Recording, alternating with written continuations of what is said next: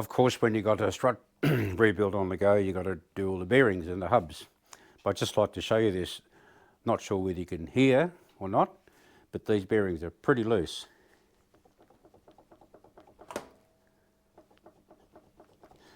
Hopefully you could hear the knock. I've no idea how many Ks these have done on the car, wouldn't have a clue. But yeah, they're pretty worn. So we've got new bearings to put in, and we'll be popping them out tomorrow and have a look at everything, and then we'll pop the new bearings back in.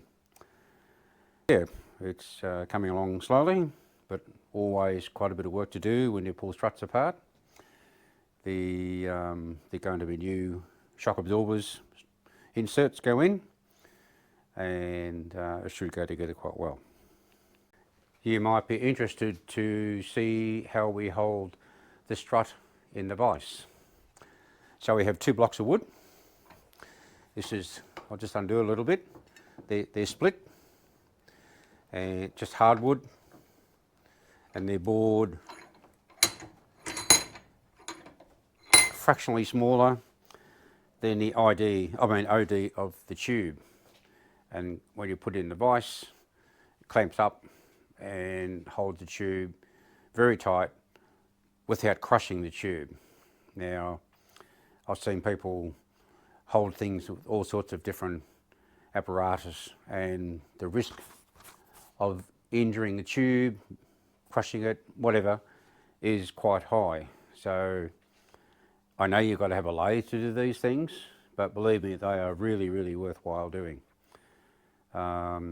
So I made them narrow so you can put them down here when you're holding the strut in the vise, when you're removing the springs, and also undoing the nut to get the strut out, strut shocker, sorry. So I just thought I'd show you that, and just in case you're interested to see how various things can be held. So moving on with the next part of this strut rebuild, just go over a couple of things here. Now, next part of the deal, we've got to get the wheel hub axle out, and there's a few little tricks that we've used before on our own to get that out, and I've made up a little bit of a tool. But firstly, because the circlip's got to be removed, both circlips, inner and outer, and you just use a normal circlip pliers, snap ring, whatever you like to call them.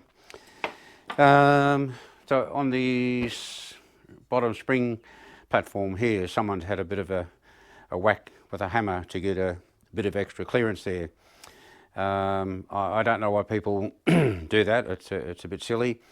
If you want to run a larger, wider tyre, rim combination, just get rid of the old platforms and put on threaded ride height, adjustable ride height platforms, and you've got all the variations you need then, so there's not an issue. Okay, so we pull the circlips out. Now, to get the axle out, we made up a tool. Now we use a little ring to go on there, a couple of packing washers, and we machined up a special impact tool that screws onto the axle. Before we do that, you may be wondering why we've got those. So the reason is that little ring sits down on the shoulder. That is going to take the impact. You're not putting pressure on here, you're not putting pressure on the thread. So the impact goes through this into the shoulder of that. Right, and you're not belling any metal, you're not hurting anything. So that screws on. Usually put it in the vise and tighten it up really, really tight so it can't move. You don't want it to rattle loose, otherwise you could damage the thread. Alrighty, well that's ready to go. So we'll just set up for our next little process and see what happens.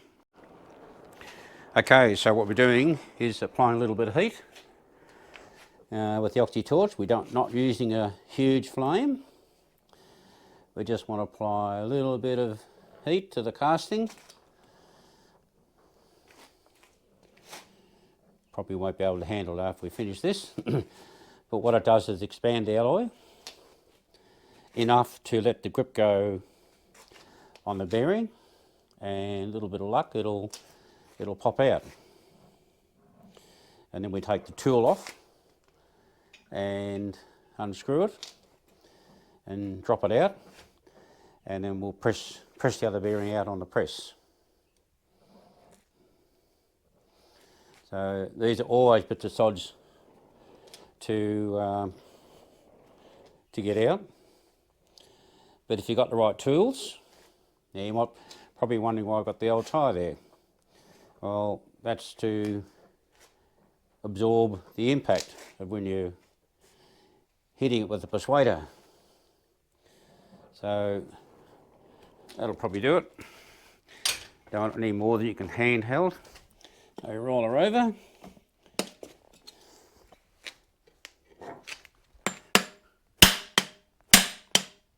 There we go. Bearing out. Done deal. So I'll just let that cool for a while. And we'll unscrew it. It'll just pop out now after that. And then we'll press the other one out. And we're ready to clean it all up in preparation to rebuild.